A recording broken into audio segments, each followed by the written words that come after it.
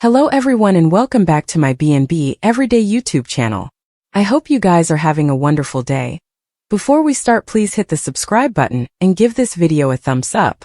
Carter Walton will decide to knock the power-tripping Forresters off their pedestal. After the harsh treatment Hope just endured, Carter will suppose it's time to shake effects up. Once Hope fills Carter in on the details of everything that just went down at Forrester Creations, he'll be indeed more rankled up. Despite Hope's attempts to move Steffy Forrester that she was luring John Finnegan, Steffy refused to believe her.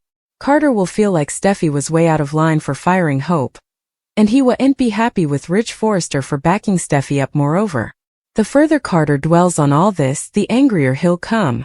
Of course, there'll be an added subcast of frustration since Eric Forrester slammed the thickets on Carter's expansion plan.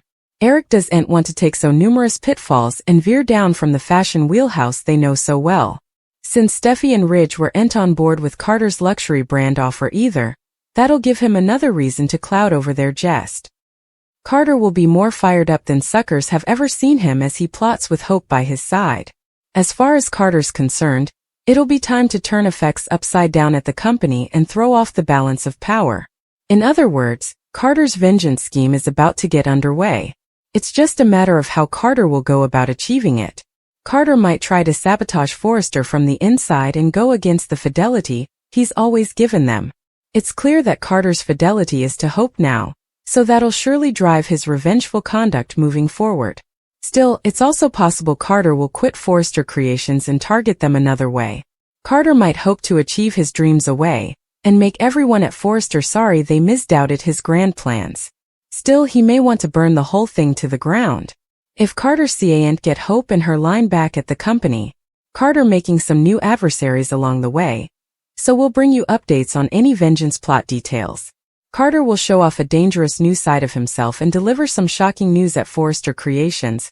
Carter rolls up and Hope tells him Steffy fired her and asks him to get her out of there.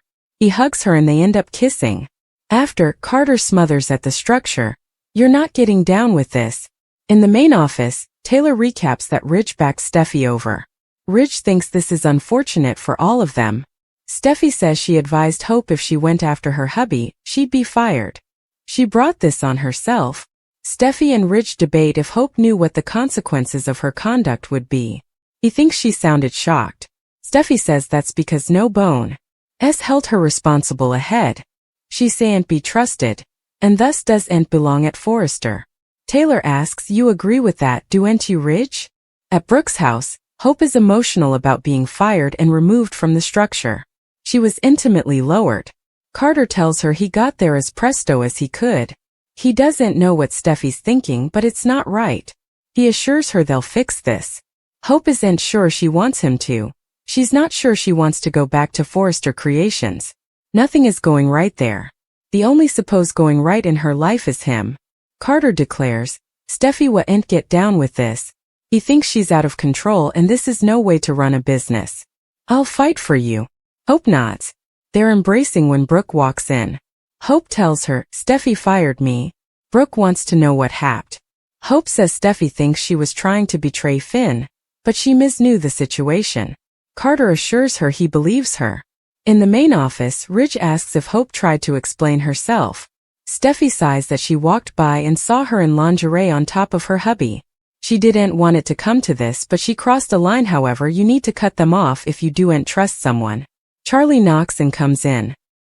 He reports that Hope is no longer on the domain, and he's taken her prints down off the wall. Her security credentials have been abandoned. Ridge wants to keep it on the down low, but he's not sure that's possible. Charlie leaves, and Steffy tells her father she's not going to change her mind. Taylor warns she doesn't want people taking sides. Steffy says there are no sides. Hope couldn't indeed come up with an reason. Hope was trying to betray my hubby. At Brook's house, Hope tells her mama and Carter that she wasn't coming on to Finn. Brook asks her to explain everything that happened. Hope says she was working alone and allowing about Carter and what they had talked about. She saw the new designs for Brook's bedroom and recalled how they joked about her modeling lingerie for him. He said he's be coming right back. Carter had a meeting at the bank to get to. Hope didn't know that. She went behind the screen, got changed, and heard the door open. Carter muses, You assumed it was me. Hope called out for the person to lock the door because she'd been staying for them.